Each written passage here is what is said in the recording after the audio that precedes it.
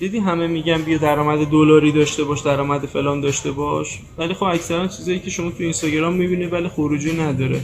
ما تضمین میکنیم شرکت هایی که استاندارد رو دارن، استاندارد SCGS رو و اشتراک ما رو میگیرن، حداقل یک قرارداد در سال میتونن مستقیم بدون واسطه ببندن.